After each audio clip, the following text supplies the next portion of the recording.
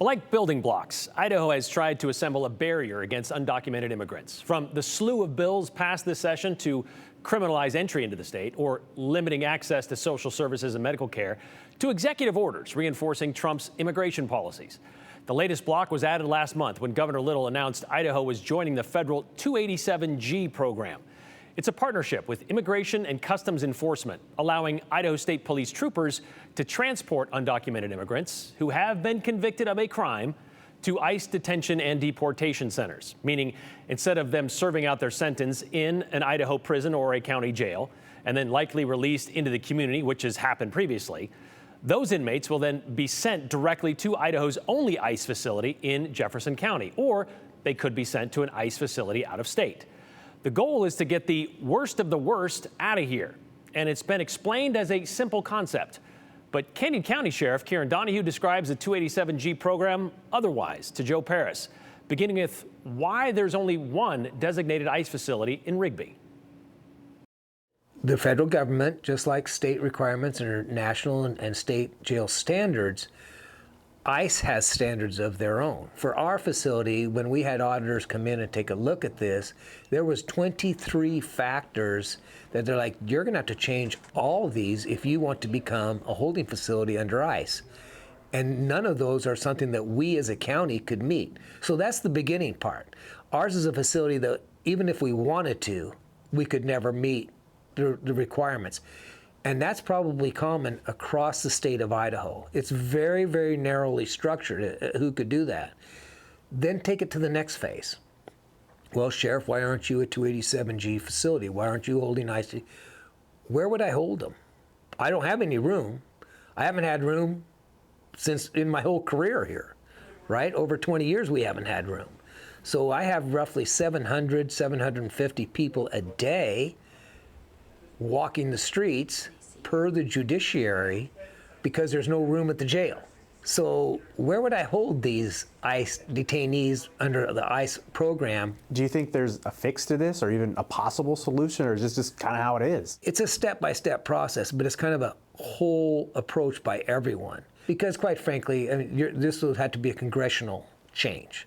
It's a very complex issue. I think it's lost on, unfortunately, lost on the general public because the best of intentions can be there, but there's a lot of complexity to this. It's multi-layered. A collateral damage aspect of this, if they're not labeled as a criminal illegal alien under what President Trump put out initially, they may be a farm worker. They may be working on landscaping. They may, you name it, right? We have immigrants working throughout our country, throughout our state, especially the agricultural state.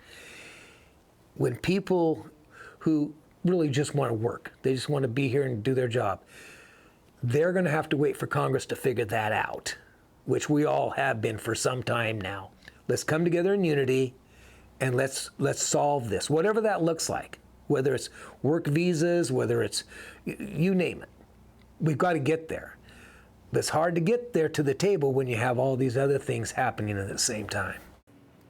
And we've heard from Idaho's congressional delegation in recent years about coming to a solution. And Brian, this is, as highlighted by the sheriff and multiple people, this is a very complicated situation because it also varies from state to state. For example, not every state has the agricultural background that the state of Idaho has. So there may be people on the East Coast, for example, in terms of stakeholders and lawmakers that don't have the same motivation to try to figure out, okay, what do we do with the dairies? The dairies, for example, are not, a seasonal program. They need to run all year long. Okay, so it sounds like to me his biggest problem with this is basically capacity. But what I understand is if the worst of the worst are going to be taken away, they're not going to be released out in the street anyway. So, and it also sounds like he's kind of dipping his toe, not into the amnesty pool, but that H-2A pool of something needs to be fixed with that. Am I establishing that correctly? Yeah, and I think, the sheriff and I, in our conversation, we talk about there needs to be a solution from the congressional level in terms of what do you do with this population that are valuable to the communities, that are undocumented, and that are, paying taxes and a part of this. However,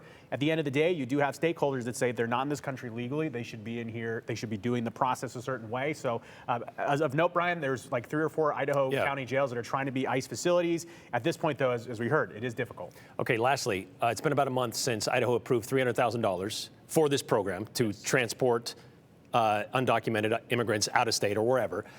how much of that has been spent and where. We did reach out to the governor's office in terms of finding out if the program's up and running yet. Haven't heard back yet, but Idaho State Police and the governor's office have committed to transparency, and using that $300,000, again, would pay for about 100 transfers throughout the year. All right, we'll keep an eye on that too. Thank you very much, Joe.